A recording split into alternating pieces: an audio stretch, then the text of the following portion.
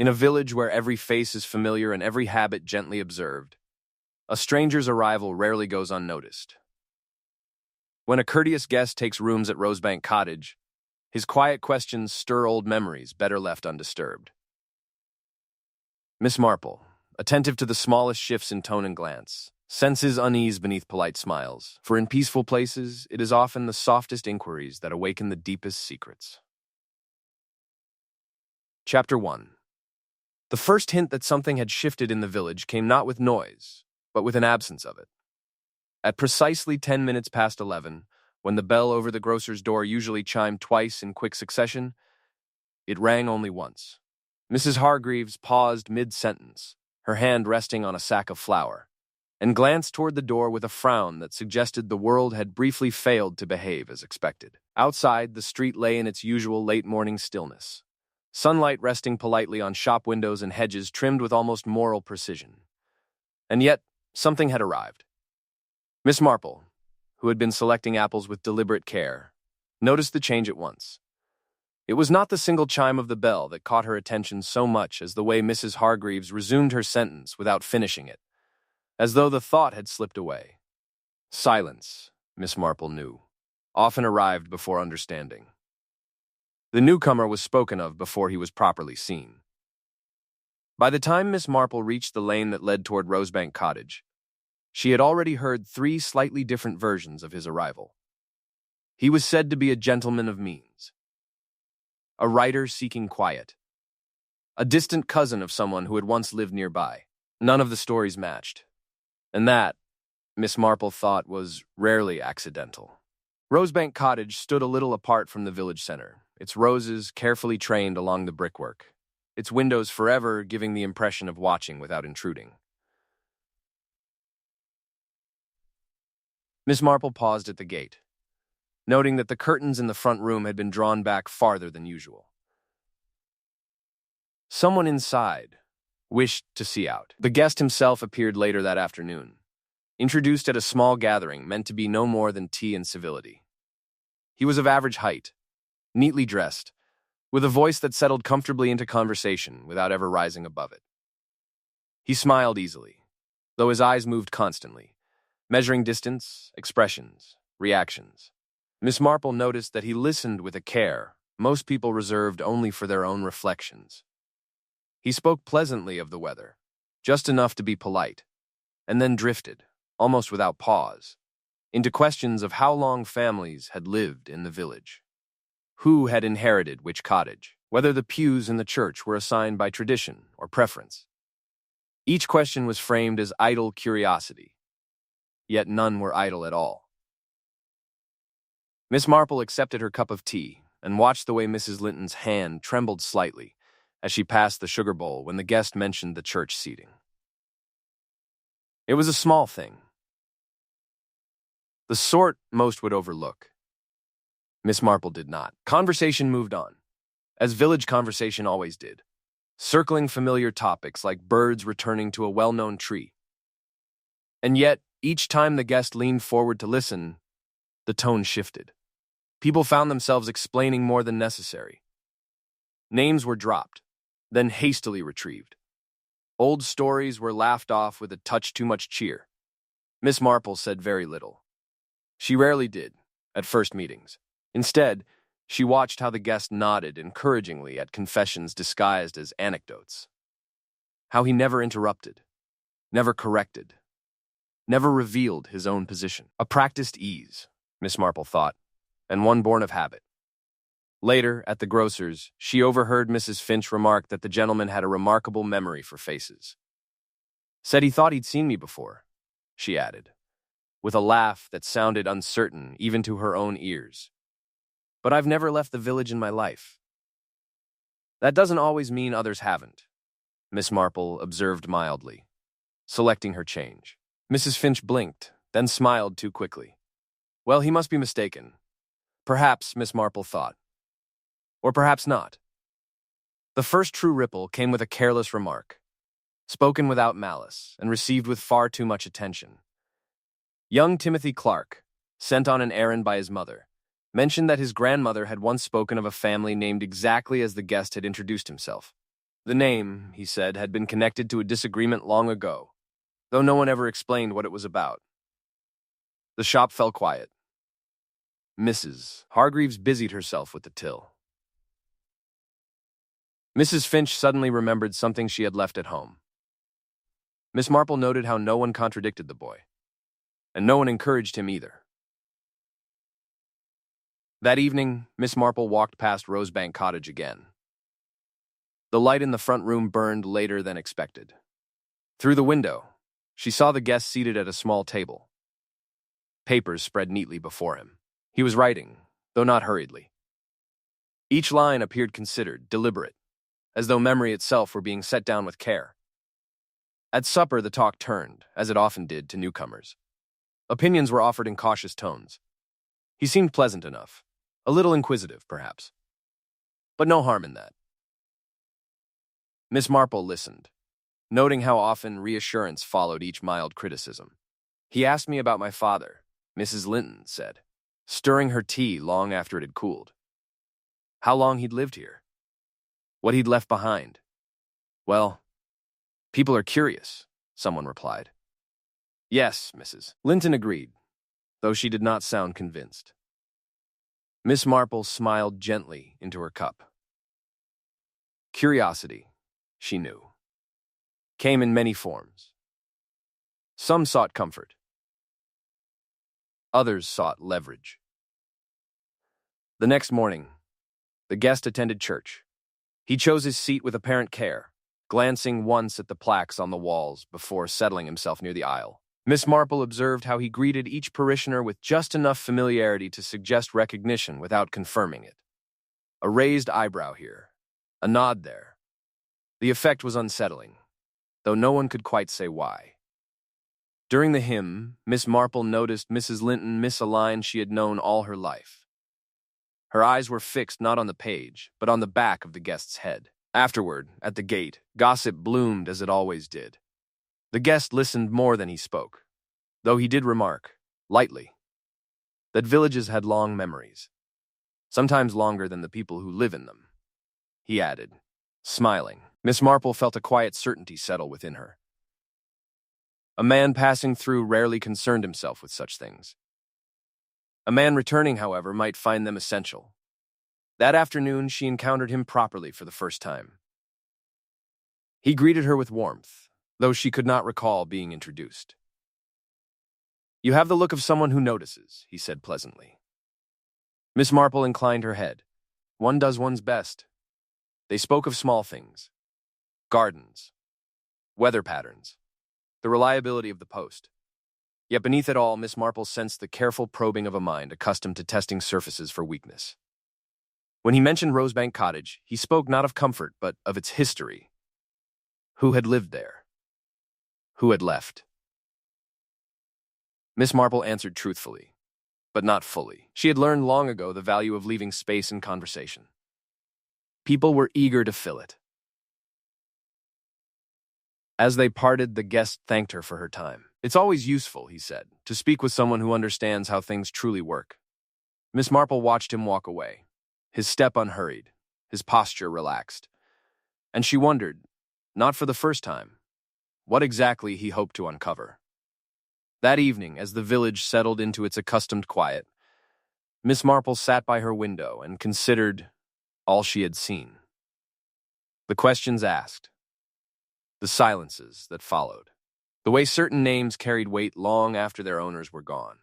The guest had come politely, spoken gently, and listened very well indeed. And Miss Marple, smiling kindly into the gathering dusk, knew that a man who listened so carefully was never merely passing through.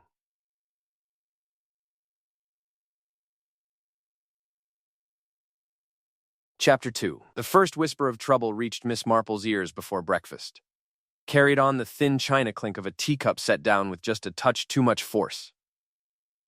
"It's the way he looks at things," Mrs. Abbott said, lowering her voice though no one else sat within hearing distance, as though he already knows the answer, and is simply waiting for you to confirm it. Miss Marple, buttering her toast with careful precision, inclined her head, but said nothing. She had learned long ago that people often revealed more when they believed they were merely confirming their own conclusions. The guest at Rosebank Cottage had quickly become a subject of conversation, though always in fragments, never the whole picture.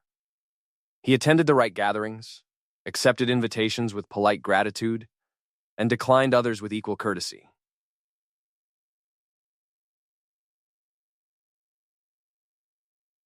Yet Miss Marple noticed a pattern. He never refused an invitation where old acquaintances would be present. New faces seemed to interest him far less. That afternoon, she found herself invited to tea at Mrs. Linton's house, a modest affair arranged with what felt like unnecessary urgency. The sitting room had been tidied beyond its usual state, and the teapot had been brought out, though it was not one Mrs. Linton favored. Miss Marple observed these details with quiet interest. The guest arrived precisely on time. He greeted Mrs. Linton warmly, commenting on the roses by her door, then turned to Miss Marple with a smile that suggested familiarity rather than introduction. "How fortunate," he said, taking his seat, "that such a village remembers its traditions." Miss Marple watched Mrs. Linton's hand hesitate for the briefest moment as she poured the tea. A drop splashed onto the saucer. She did not notice it herself, but Miss Marple did. Conversation began pleasantly enough. Weather, church repairs, a mention of an upcoming 50. The guest listened, nodding occasionally, though his eyes moved from speaker to speaker with a focus that felt almost deliberate. Then, as though by accident, he mentioned an old family name. Mrs. Linton's spoon struck the side of her cup. "Oh, they moved away years ago," she said quickly. "Before my time." "Did they?" The guest replied mildly. "I was under the impression one of them still had ties here." Miss Marple sipped her tea and said nothing. She noted the faint tightening around Mrs. Linton's mouth, the way her gaze flicked toward the sideboard where a small stack of letters lay. "Well," Mrs. Linton said, forcing a smile, "people come and go." "Yes," the guest agreed, "though some departures are more complicated than others." A silence followed, broken only by the ticking of the mantel clock. Miss Marple felt the tension settle like dust. Later, as plates were cleared away, Miss Marple noticed a folded letter slip from Mrs. Linton's hand and land face down near the table leg. The paper was old, the edges softened by handling. Mrs. Linton stooped to retrieve it with a speed that bordered on haste. "Old correspondence," she said, laughing lightly. "Nothing of interest." Miss Marple smiled in return. Old correspondence, she knew, was very often of great interest indeed. The guest left shortly afterward, thanking Mrs. Linton with practiced ease. As he did, Miss Marple noticed him glance once toward the letter, though it was already tucked away. A small thing, but telling. At the grocer's the following morning, gossip had taken on a sharper edge. Mrs. Finch remarked that the guest had asked whether her husband had ever considered selling their shop. Mrs. Hargreaves mentioned he'd inquired about land boundaries that hadn't changed in decades. Each question, taken alone, was harmless. Together, they formed a pattern Miss Marple recognized all too well. "He asked me who inherits Rosebank Cottage," Mrs. Abbott added, lowering her voice. As though it mattered. Miss Marple selected her apples carefully. "People often ask such things when they are curious about history." Mrs. Abbott snorted softly. "History doesn't usually ask back." That afternoon, Miss Marple took a longer walk than usual, passing by the cottages that sat at the village's edge. She paused to speak with Mrs. Turner, who was airing linens in her garden.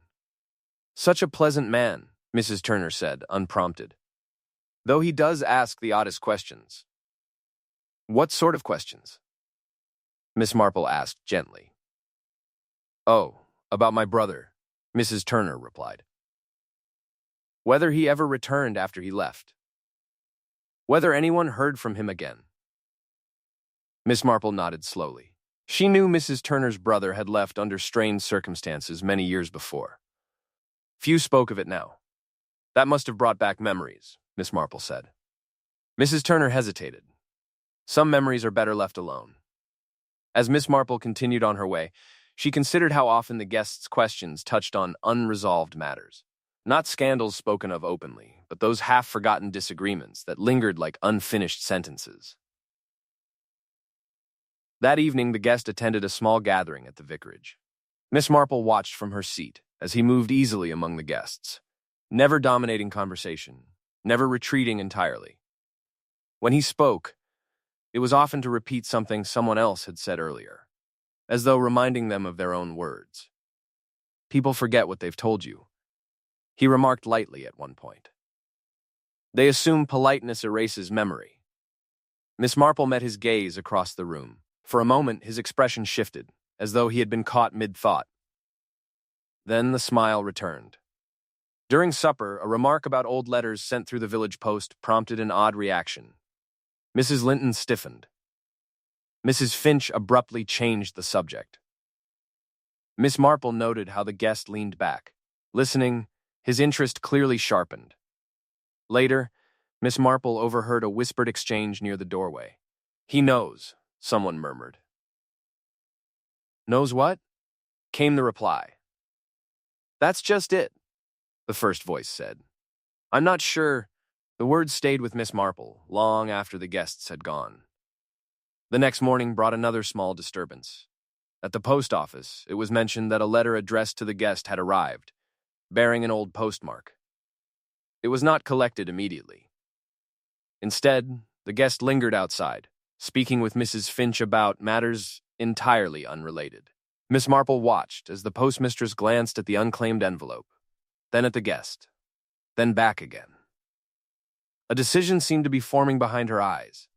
Eventually, the guest collected the letter with a nod of thanks. Miss Marple noticed the way his fingers tightened around it, just slightly, before he slipped it into his pocket. As he turned to leave, he caught Miss Marple's eye. "It's remarkable," he said, "how paper can hold so much of the past." "Yes," Miss Marple agreed. "Especially when people would rather forget what was written," he smiled. Forgetting is rarely complete. That afternoon, Miss Marple paid another visit to Rosebank Cottage, under the pretense of returning a borrowed book. The guest invited her in, his manner cordial. The sitting room was tidy, though Miss Marple noticed a faint scent of ink in the air. "You find the village agreeable?" she asked. "Very," he replied. "Though I sense there are stories here that haven't been told properly. Some stories are told too often," Miss Marple said. "Others not enough." He regarded her thoughtfully. "And which do you prefer?" Miss Marple smiled. "I prefer the truth, however quietly it arrives." As she left, she noticed papers stacked neatly on the table, each one labeled in careful handwriting.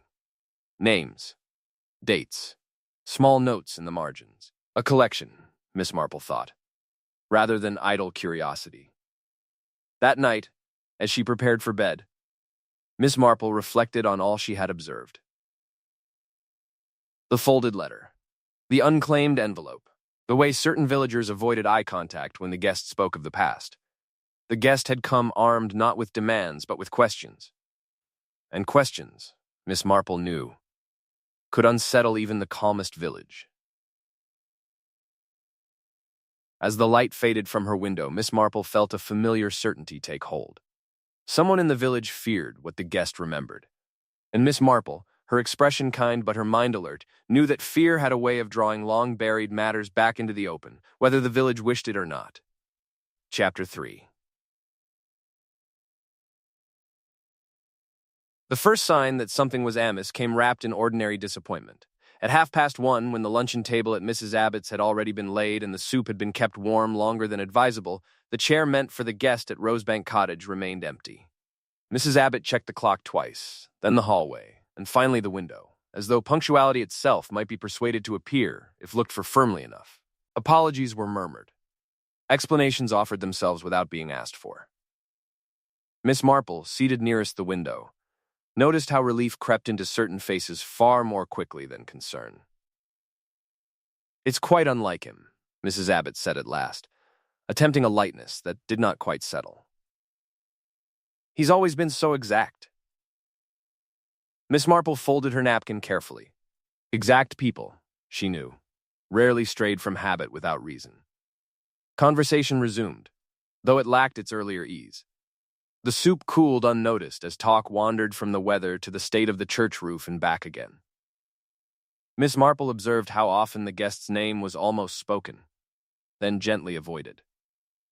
A name left unsaid could weigh more heavily than one repeated. After luncheon, Miss Marple walked home by way of the footpath that ran behind Rosebank Cottage.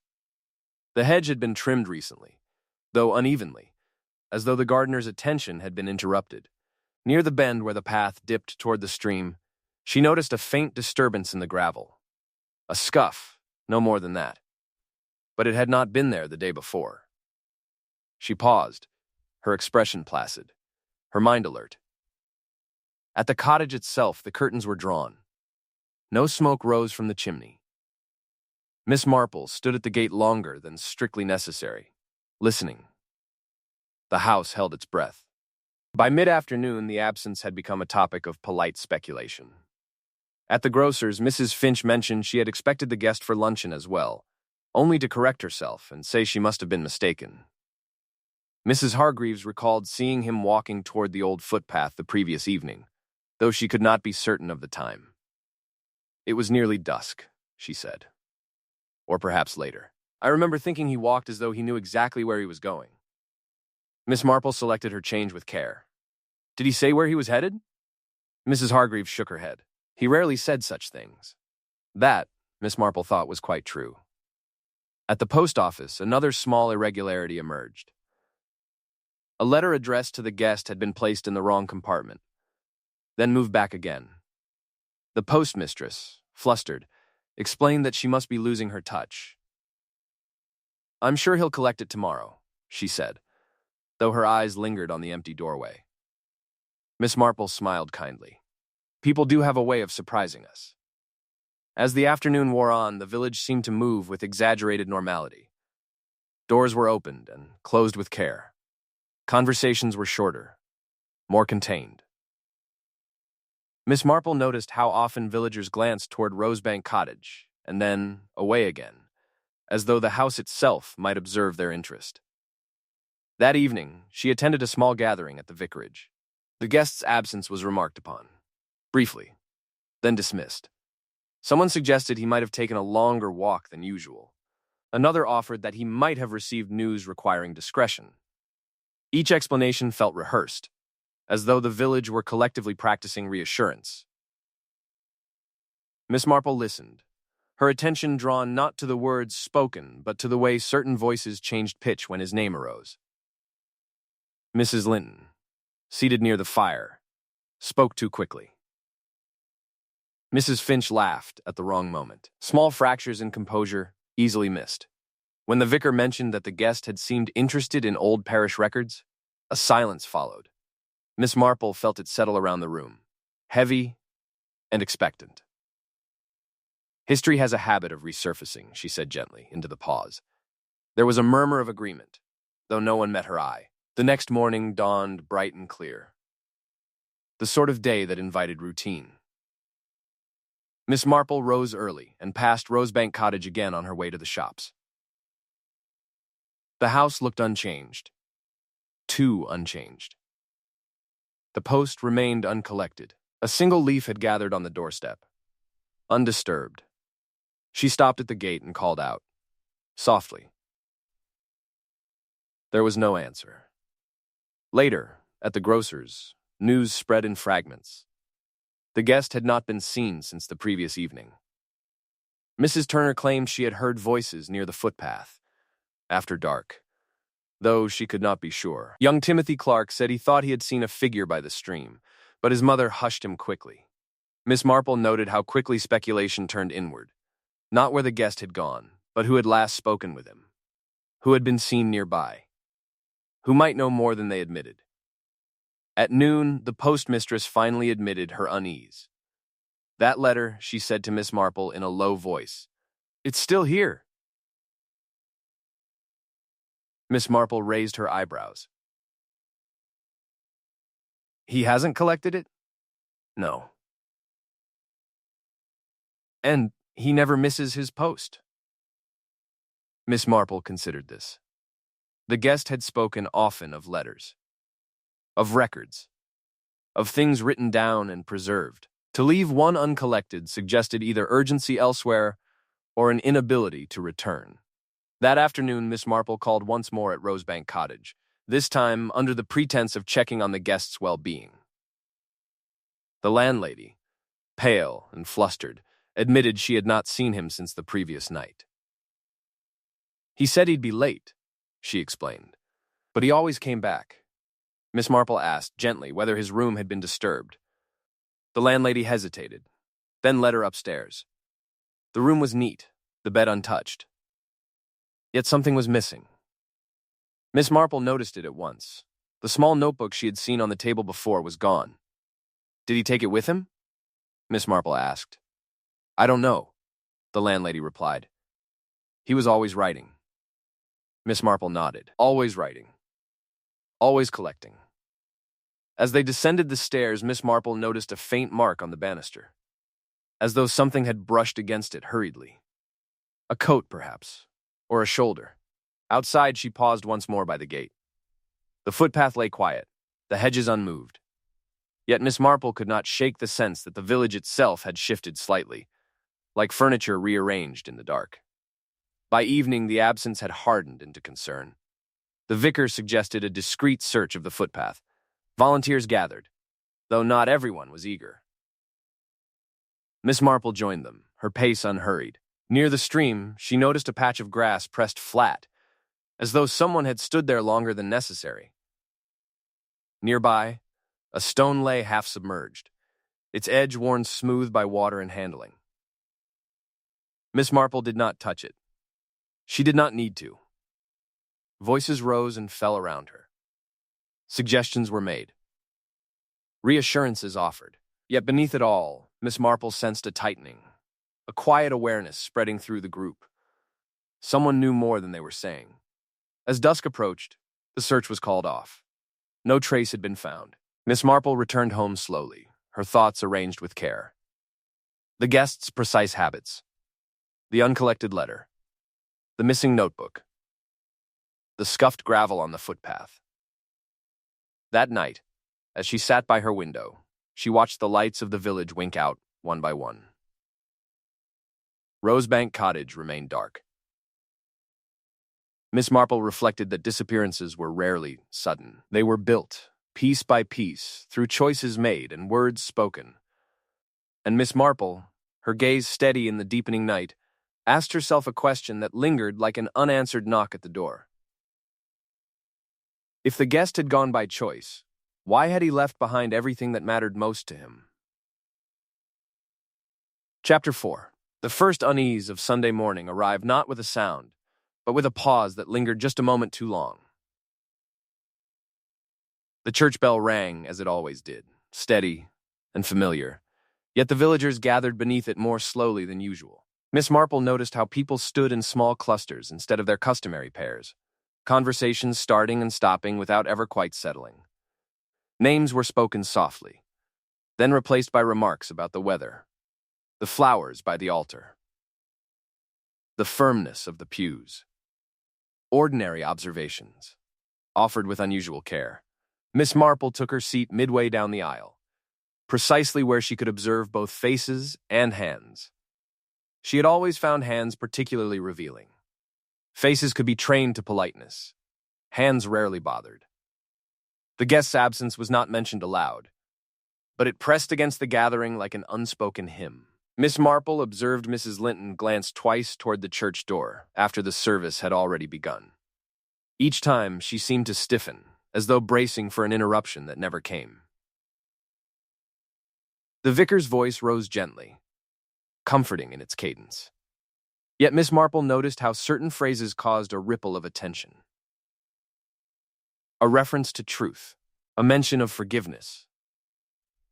Words that had been spoken countless times before now landed differently, finding their way into places that had been carefully avoided. During the hymn, Miss Marple saw Mrs. Finch miss her place entirely, her lips moving without sound. Behind her, Mrs. Turner sang too loudly, as though volume might dispel thought.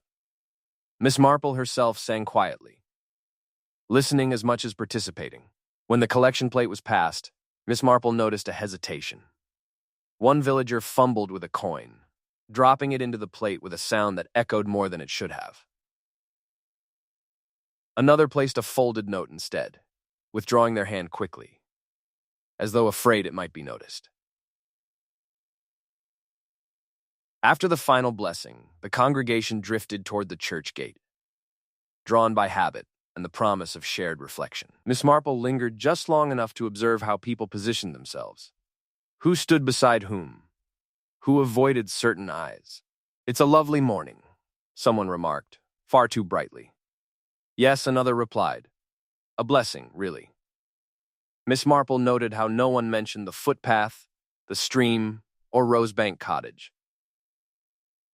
Gossip, when it arrived, did so in fragments. Mrs. Abbott mentioned she had slept poorly. Mrs. Finch remarked that her husband had taken an earlier walk than usual. Mrs. Linton spoke of nothing at all, her smile fixed, her hands clasped tightly around her handbag.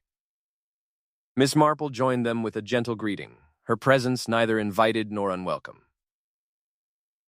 She listened as talk shifted toward church repairs, then drifted inexplicably toward old family plots and boundary lines. Someone mentioned a name long unused. Another corrected them quickly, with a laugh that did not reach the eyes.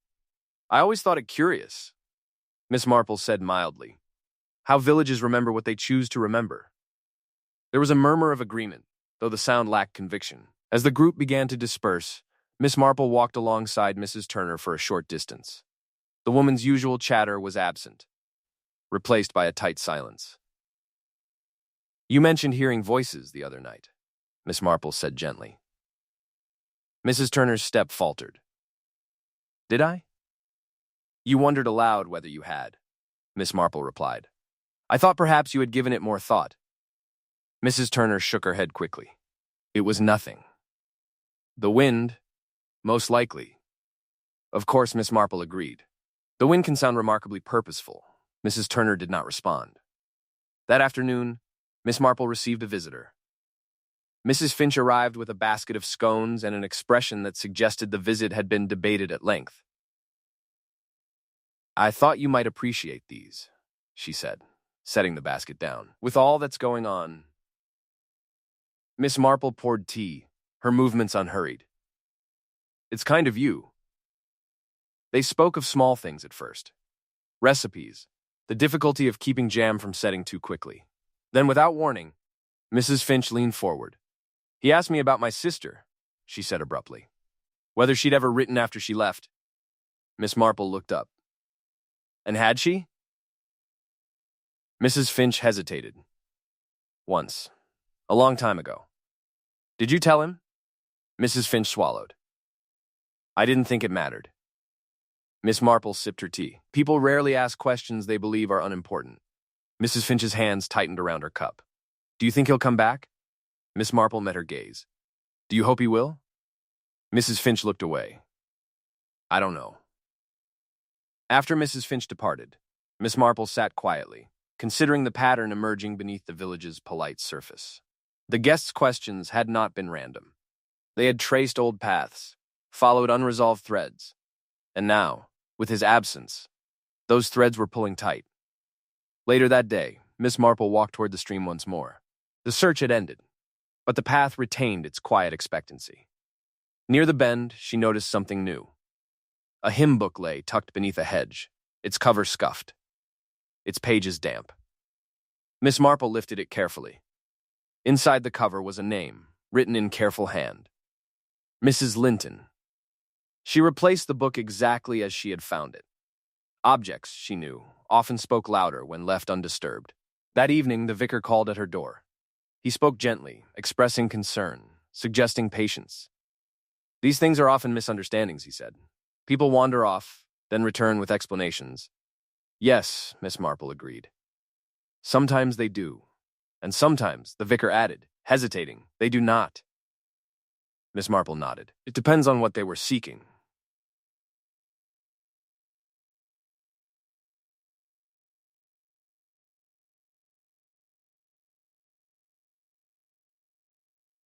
After he left, Miss Marple reflected on the day's quiet revelations. The missed hymn lines. The folded note in the collection plate. The abandoned hymn book by the stream. Each detail alone meant little, Together, they formed the outline of something far less innocent. As night settled over the village, Miss Marple sat by her window once more. A light flickered briefly in an upstairs window across the lane, then vanished. Somewhere nearby, a door closed softly. Miss Marple folded her hands in her lap, her expression serene. Sunday had brought no answers, only confirmations. The village was holding its breath, and Miss Marple, watching the darkness gather like an unspoken confession, knew that the quiet after the hymns often concealed the loudest truths of all. Chapter 5. The first sign that the village's patience was beginning to fray arrived in the form of an invitation that felt more like a necessity. Miss Marple received it just after luncheon, delivered by a young neighbor who lingered at her gate as though hoping she might decline. The landlady of Rosebank Cottage, the message explained, would be grateful if Miss Marple might call in the afternoon. There were matters she did not quite understand, and Miss Marple, it was widely agreed, understood many things. Miss Marple prepared for the visit with her usual care, though not haste. She had learned that people who were anxious often spoke more freely when not hurried. As she walked toward Rosebank Cottage, she noticed the cottage looked smaller than it had a week ago, as though uncertainty had drawn its walls inward. The roses along the front had begun to shed their petals. Pale drops scattered across the path like discarded thoughts. The landlady answered the door almost at once. Her smile appeared before her composure, and her hands worried the edge of her apron as she stepped aside to let Miss Marple in. "I'm so glad you came," she said, lowering her voice unnecessarily. "I don't like being alone in the house just now." Miss Marple glanced around the sitting room. Everything was in its place, perhaps too carefully so. Cushions aligned, ornaments dusted, chairs returned to their proper positions, yet beneath the order Miss Marple sensed disturbance. "You've had no word?" Miss Marple asked gently. The landlady shook her head. "Nothing at all, and he always left a note if he went out late." "Always." Miss Marple nodded. Habits, she knew, were the truest indicators of character, and their sudden abandonment rarely happened without cause. They spoke first of ordinary matters. The weather. The difficulty of keeping roses free of pests. Miss Marple allowed the conversation to settle before turning her attention to the house itself. "May I see his room again?" she asked, as though the idea had only just occurred to her. The landlady hesitated, then nodded. "Of course. I've not been up there since yesterday morning." The staircase creaked softly beneath their steps. Miss Marple noticed a faint mark on the banister, slightly darker than the surrounding wood. She touched it lightly with her glove. The surface felt smooth, as though something had brushed past in haste. The guest's room remained outwardly unchanged. The bed untouched, the chair neatly tucked beneath the desk. Yet Miss Marple felt at once that something essential was missing. Her gaze went immediately to the desk. The papers she had seen before were gone. "You mentioned he was always writing," Miss Marple said. "Yes," the landlady replied. "Lists. Mostly. Names. Dates. I never asked." Miss Marple opened a drawer carefully. It resisted at first, then gave way with a faint scraping sound. Inside lay only a few blank sheets and a pencil, snapped cleanly in half. Miss Marple did not comment. Broken objects often spoke of frustration rather than accident. "What about this?" she asked, indicating a small cabinet by the window. The landlady's expression changed. "Just slightly. That's always locked," she said quickly. "His things." Miss Marple examined the lock. It had been forced, though with surprising restraint, not broken, merely persuaded open. Inside, the space was empty. "Did he ever say what he kept there?" Miss Marple asked. "No," the landlady said. "But he was particular about it." Miss Marple closed the cabinet gently. Particular people often are. As they descended the stairs, Miss Marple noticed something else. A faint scent lingered in the hallway. Ink, perhaps. or old paper disturbed. In the sitting room, Miss Marple's attention was drawn to a side table near the window. A drawer there sat ever so slightly ajar. She knelt with care and pulled it open fully. Inside lay a single envelope, unsealed. The paper was thick, its edges softened by age. No address was written on the front. The landlady gasped. That wasn't there before. Miss Marple removed the envelope slowly. Inside was nothing but a faint impression, the outline of words once pressed into the paper beneath. She tilted it toward the light. Names, dates, and a signature, pressed so firmly it had nearly torn the page beneath. Miss Marple replaced the envelope exactly as she had found it. "Did you hear anything unusual the night he failed to return?" Miss Marple asked. The landlady hesitated. "I heard someone on the stairs. Late. I thought it was him." "And did you check?" "No," she admitted. "I didn't want to intrude." Miss Marple smiled kindly. Discretion is often mistaken for safety. After she left Rosebank Cottage, Miss Marple walked slowly back toward the village center. News, she knew, traveled faster than certainty, and already the cottage visit had been observed. At the grocer's, Mrs. Hargreaves leaned forward as Miss Marple entered. "Did you find anything?" "Only what one expects to find in a tidy house," Miss Marple replied, "and what one does not." Mrs. Hargreaves pursed her lips. "I always thought there was something odd about that room." Miss Marple selected her apples without comment. Gossip, once started, gathered momentum. By afternoon, it was said the guest had left behind important papers, that he had argued with someone the night before, that Rosebank Cottage no longer felt quite right. Miss Marple listened, noting which details repeated themselves and which changed. Truth, she had observed, rarely required embellishment. Later, she paid a visit to Mrs. Linton, who had not been seen since church. The door was opened only after Miss Marple knocked twice. "I wasn't expecting anyone," Mrs. Linton said, though her eyes darted past Miss Marple into the lane. Miss Marple remarked on the weather and was invited in. The sitting room was dim, curtains half drawn despite the afternoon light. "I found something by the stream," Miss Marple said gently. "A hymn book." Mrs. Linton's breath caught. "Mine?" "Yes. I must have dropped it," Mrs. Linton said quickly. "I often take it walking." Miss Marple nodded. Of course, she noticed, however, that Mrs. Linton's handbag lay open on the chair beside her, empty of the book. Instead, a folded paper rested inside. "Have you heard from the guest?" Miss Marple asked. Mrs. Linton shook her head. "No."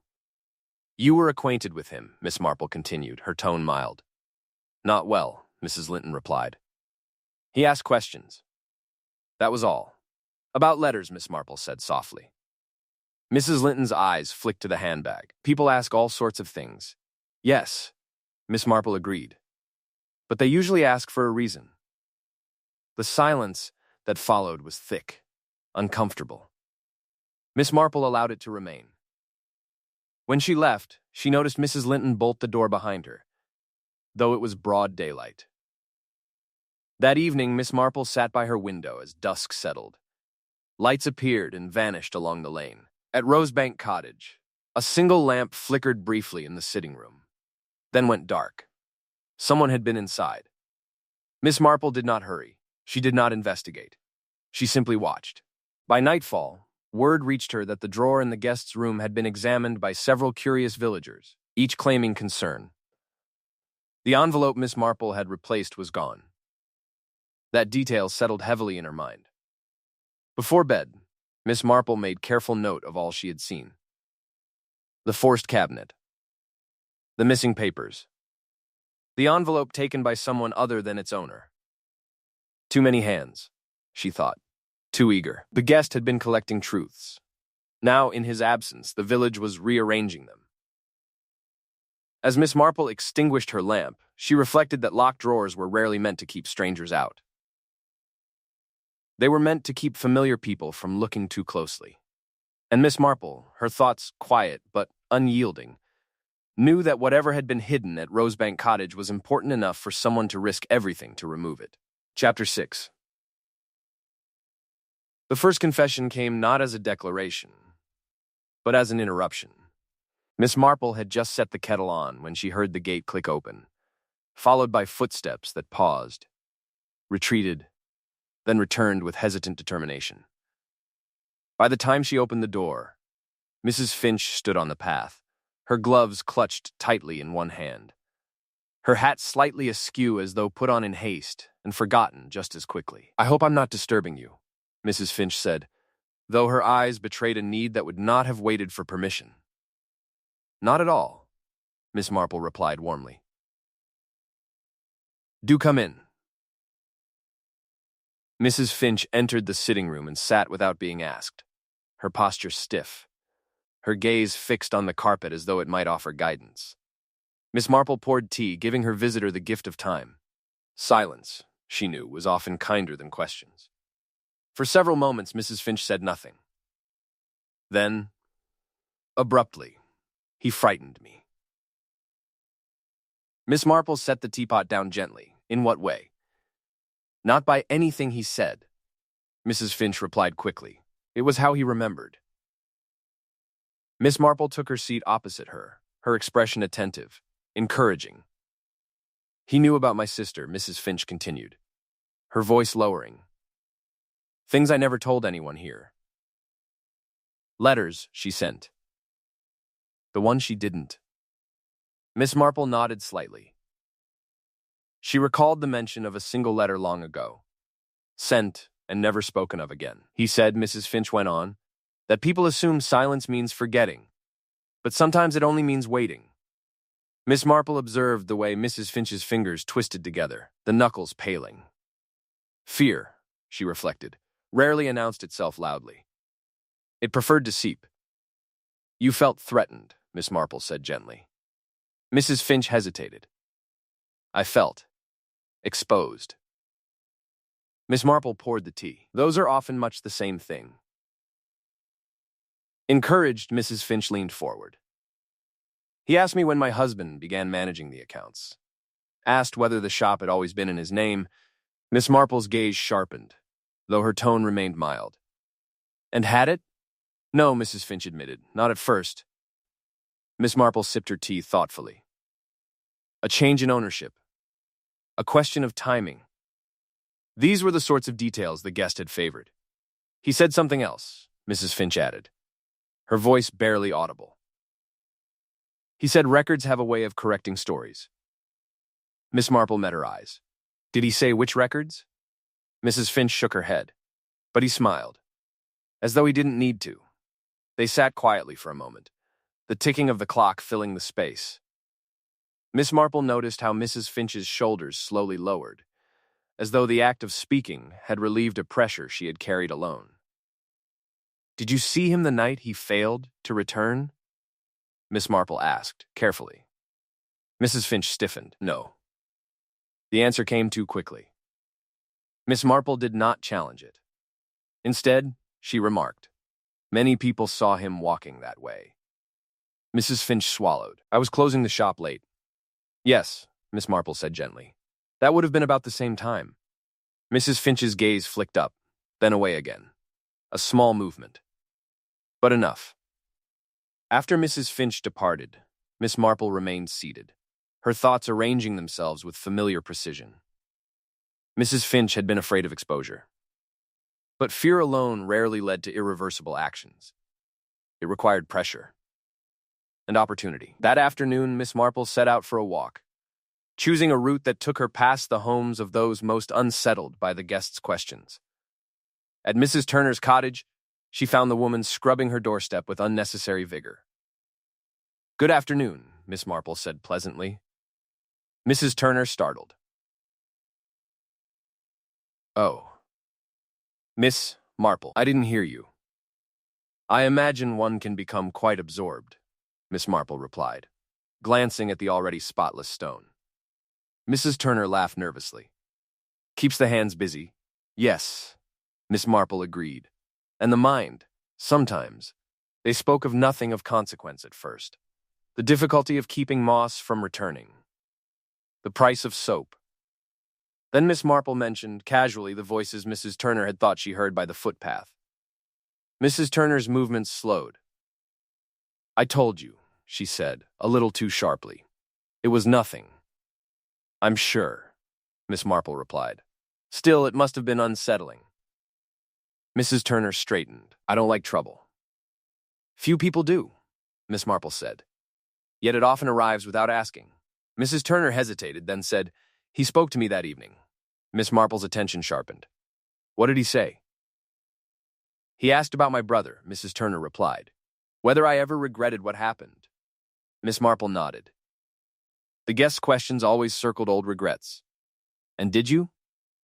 Miss Marple asked. Mrs. Turner's mouth tightened.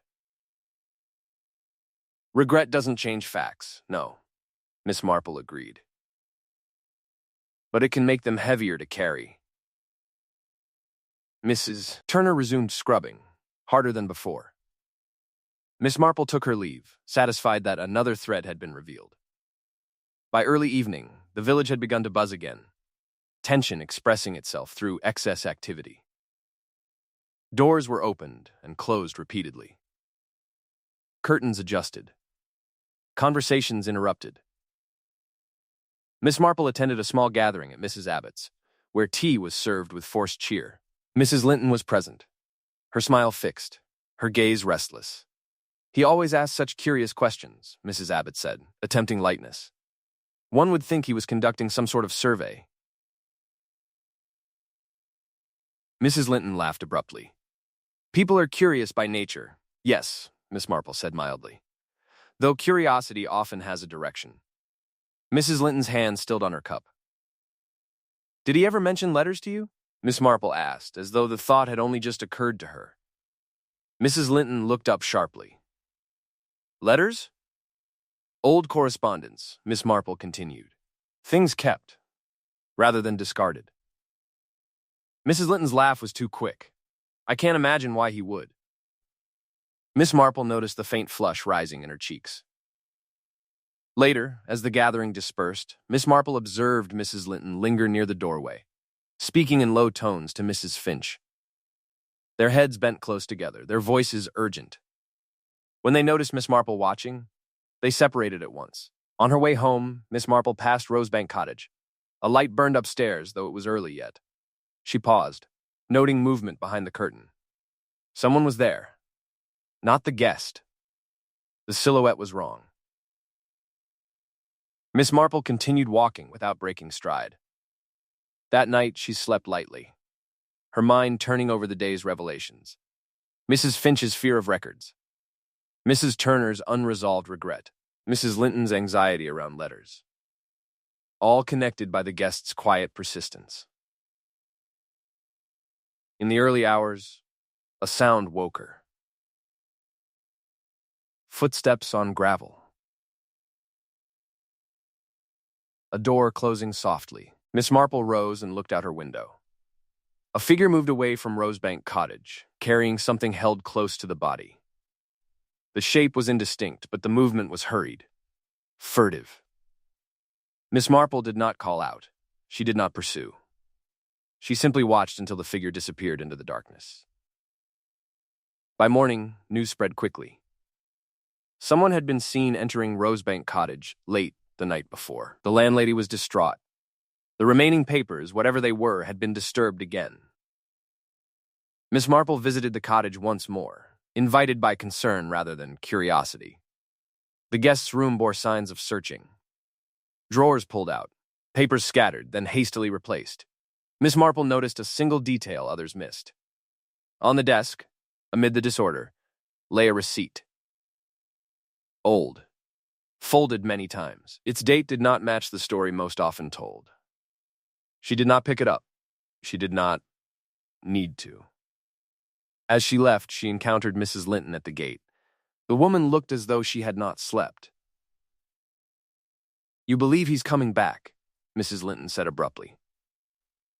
Miss Marple studied her. "Do you fear he might?" Mrs. Linton's lips parted, then closed again. Some things, she said finally, are better left unfinished. Miss Marple smiled gently. Unfinished things have a habit of demanding attention. That afternoon, Miss Marple sat by her window, reviewing the shape the mystery had begun to take.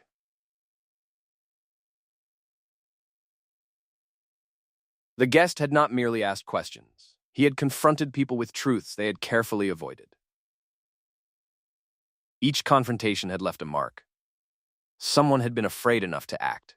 As the shadows lengthened across the lane, Miss Marple felt the quiet certainty that had guided her through many such puzzles before.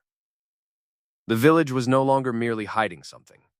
It was protecting someone, and Miss Marple, her gaze thoughtful and her expression serene, knew that when protection turned to desperation, the truth was never far behind. Chapter 7. The first crack in the village's careful composure appeared over something quite trivial. It was a remark about sugar. Miss Marple heard it while standing at the counter in the grocer's, her basket resting against her leg as Mrs. Hargreaves weighed out a modest portion. Mrs. Linton stood nearby, speaking too brightly about a recipe that required more sugar than usual. When Mrs. Hargreaves commented, lightly, that supplies were running low, Mrs. Linton responded with a laugh that rang sharp and unnecessary.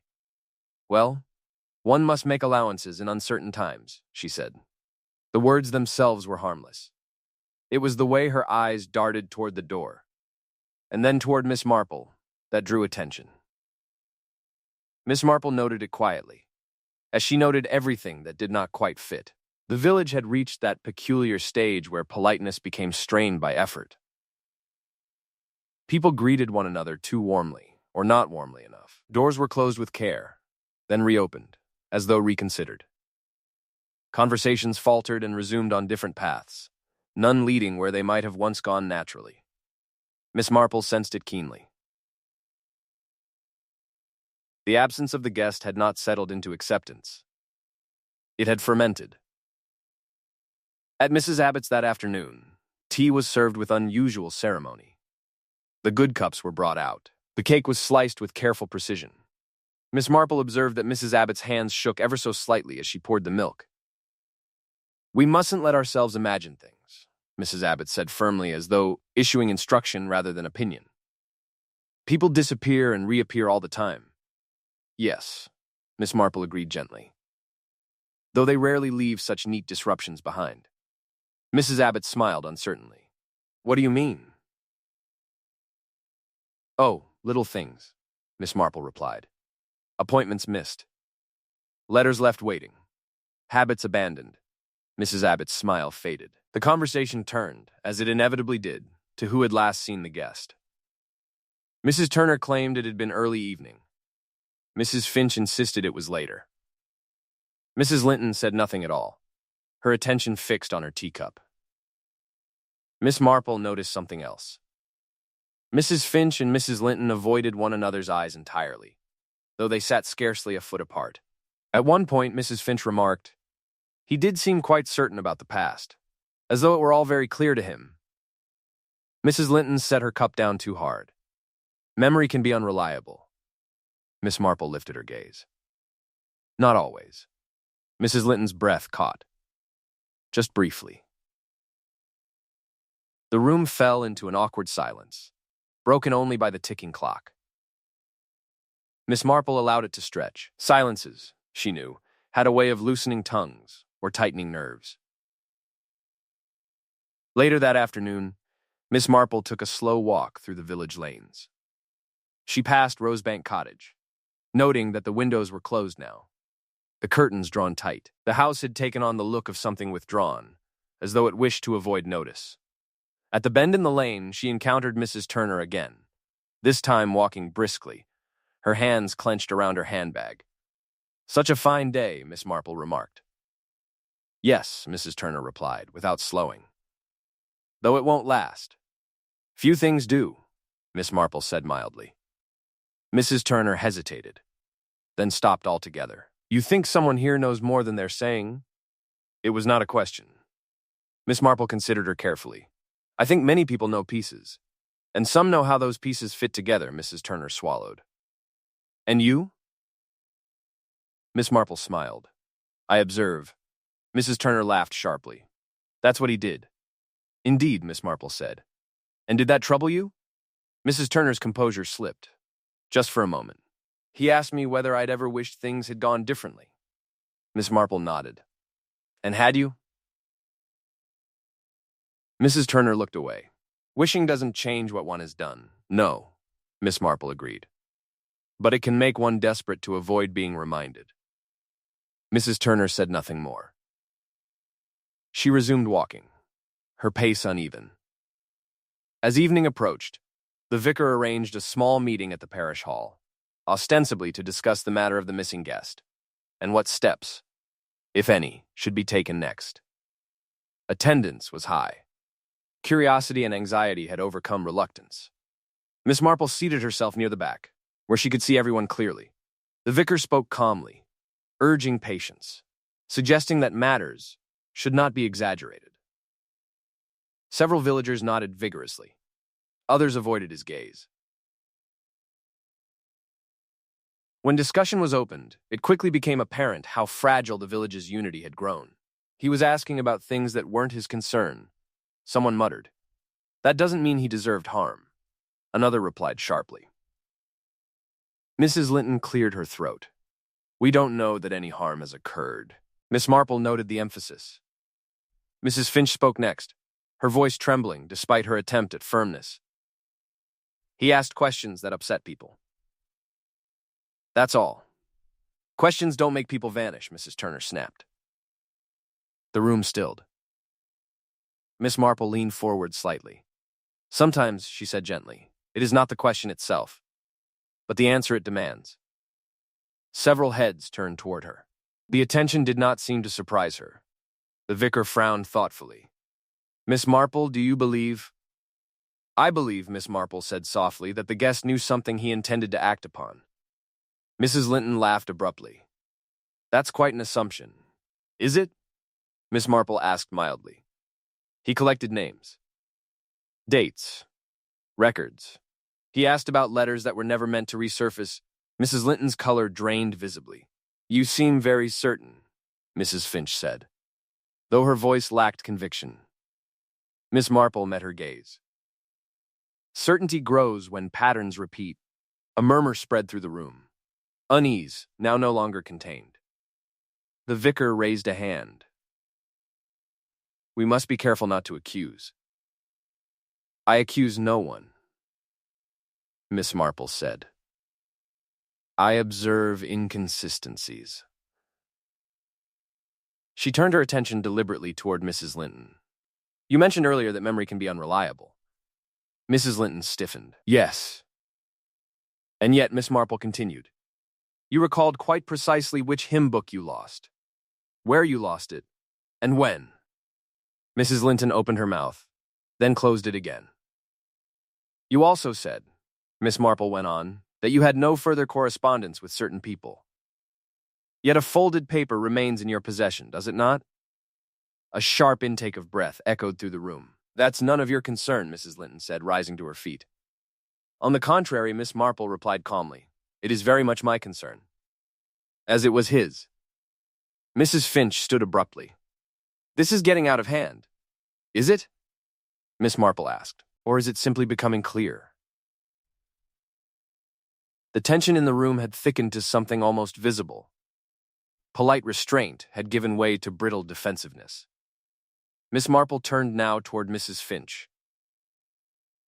You told me the guest frightened you. Not with threats, but with what he remembered. Mrs. Finch's eyes filled with tears. He knew things that could ruin us. Ruin, Miss Marple said gently, is often the word people use when they fear accountability. Mrs. Turner spoke suddenly. He came to me that night. I didn't want to listen. When was that?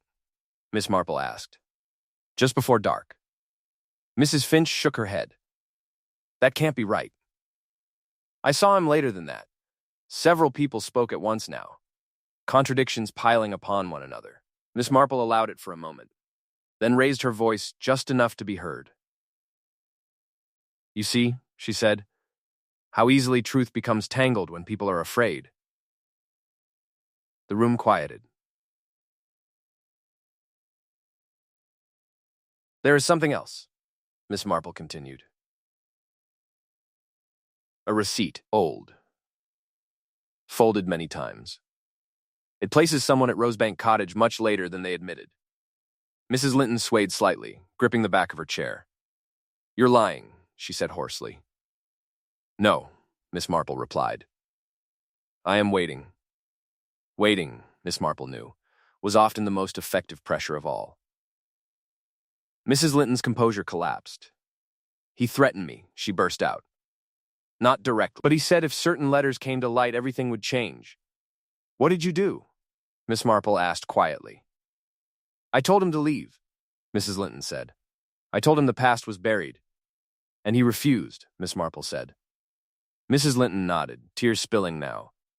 He said the truth belonged to everyone it affected. The vicar stepped forward. Mrs. Linton. Miss Marple raised a hand gently. Please. She turned back to Mrs. Linton. Did you meet him by the stream? Mrs. Linton's silence was answer enough. The room felt suddenly smaller, the walls pressing in. Mrs. Finch covered her mouth. Mrs. Turner looked away. You didn't mean for it to happen, Miss Marple said softly, but fear does not wait for intention. Mrs. Linton sank back into her chair, shaking. He slipped. That's all. He slipped. Miss Marple did not contradict her. Slips, she knew, were often helped along. As the meeting broke apart in stunned quiet, Miss Marple remained seated for a moment. Her thoughts clear now, the final pieces settling into place. The guest had confronted the past. Someone had confronted him in return. Outside, night had fallen. The village lights glimmered uncertainly. Miss Marple stepped into the cool air, her mind already moving toward what must come next. One chapter remained. And Miss Marple, her expression gentle but her resolve firm, knew that the truth, once spoken aloud, could no longer be guided back into silence. Chapter 8. The final truth arrived quietly, as such things often did, carried on the steady rhythm of a morning that looked no different from any other. Miss Marple woke early, not from disturbance, but from certainty. The sort that settled gently, without urgency, like a thought that had finally found its proper place. Outside her window, the village lay calm, the hedges neat, the lane swept clean by the night's rain. If one did not look closely, one might believe nothing had ever gone amiss. She dressed carefully and prepared her tea, moving with unhurried purpose. There was no need to rush now. The pieces were no longer scattered. They had arranged themselves, patient and unmistakable. By mid-morning, word spread that the vicar had asked several villagers to gather at the parish hall. It was presented as a discussion, a way to settle unease, but Miss Marple knew better. People sensed an ending when one approached. They felt it in the tightening of conversation, the careful avoidance of certain glances, the way doors were closed with finality rather than habit. Miss Marple arrived a little early and took her seat near the front. She observed Mrs. Finch enter with her husband, their steps no longer aligned. Mrs. Turner came alone, her face drawn, her hands clenched tightly in her lap. And then Mrs. Linton appeared, pale, composed only by effort, her posture rigid as though held together by will alone. The vicar cleared his throat and spoke gently of community, of understanding, of patience. His words were kind, but they no longer soothed. The village had passed beyond comfort. Miss Marple waited until the murmurs faded before she spoke. I think, she said softly, that we have all waited long enough. Every eye turned toward her. She did not shrink from the attention. She never did, at moments like these. The guest who stayed at Rosebank Cottage, she continued, did not come by chance. He returned with purpose. Mrs. Linton's fingers tightened around her handbag. He had lived here once, Miss Marple went on, or very near. Long enough to know which matters had been left unresolved, long enough to know which names caused discomfort when spoken aloud. Mrs. Finch let out a small sound, half protest, half resignation. He had not come to cause harm, Miss Marple said. He came to correct a record. The vicar shifted uneasily. Miss Marple. He had documents, Miss Marple continued, undeterred. Letters. Receipts. Proof of an arrangement made many years ago and never honored.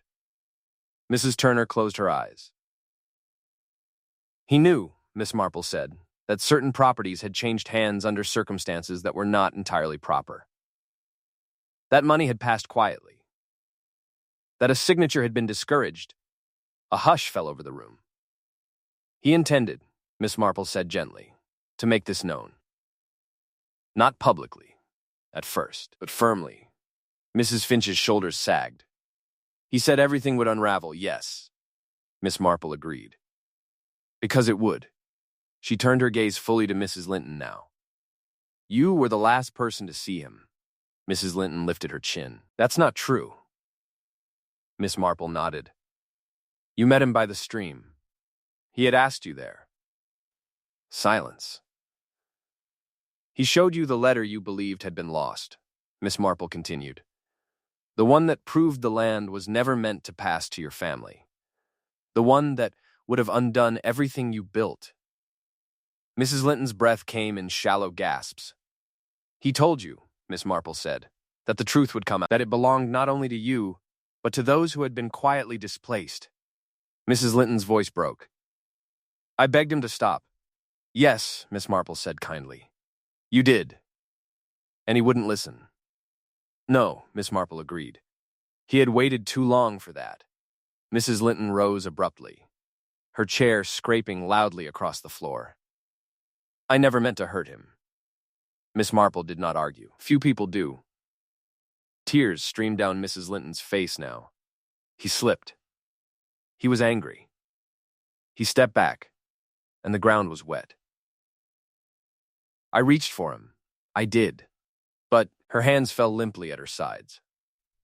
The stone, Miss Marple said softly. The one by the stream. It bore a mark not made by water alone. Mrs. Linton collapsed into her chair, sobbing openly. I panicked. I thought, if no one knew, if the papers were gone. You returned to Rosebank Cottage, Miss Marple said. You searched his room. You took what you believed would condemn you. Mrs. Finch covered her face. We helped her, she whispered. Not with that. But after. We didn't know what else to do. Miss Marple turned to her gently. Fear often convinces people they are protecting one another, when they are only making the truth harder to bear. The vicar stepped forward, his voice heavy with sorrow. We must inform the proper authorities. Mrs. Linton nodded weakly. I understand. Miss Marple watched as the weight of secrecy finally lifted from the room. It did not bring relief, exactly. But it brought clarity. Later that afternoon, Miss Marple walked alone toward the stream. The water moved steadily now, as though nothing unusual had ever occurred along its banks. She stood where the guest had stood, where fear had met inevitability. She thought of him then, not as a disturbance, but as a man who had believed in records, in memory, in the quiet justice of truth written down. The village would speak of this for years, though always in softened terms. Stories would change, edges would blur. But the truth, once released, could not be entirely reclaimed. That evening, Miss Marple returned home and sat by her window as she so often did. The lights of the village came on one by one, steadier now, less furtive. Mrs. Finch passed by with her husband, their steps closer together. Mrs. Turner paused at her gate, looking toward the stream. Then turned away. Rosebank Cottage stood empty once more, its windows dark, its roses untended. Miss Marple poured herself a final cup of tea and reflected, not without sadness, on the way ordinary lives could bend under the weight of long-held secrets. People often believed that if enough time passed, the past would lose its power. Miss Marple knew better. Time did not erase truth. It merely waited for someone patient enough to notice where it had been hidden. And as the night settled gently over the village, Miss Marple, her expression serene and her mind quietly resolved, knew that calm had returned not because the truth was gentle, but because it had finally been spoken. The village did not speak of the matter openly after that, not in the way it had whispered before. It settled instead into a careful quiet, the sort that follows a long-held breath finally released. Doors were opened with less hesitation. Conversations resumed their familiar rhythms, though certain names were now avoided with a different kind of respect. Rosebank Cottage remained empty for some time.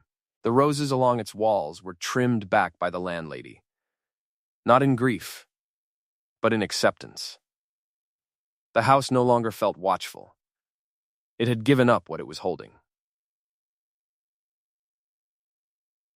Miss Marple returned to her routines, though she noticed how often villagers paused when speaking with her, as if measuring their words with new awareness.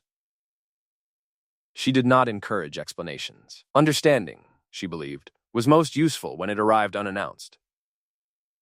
The stream continued to run as it always had.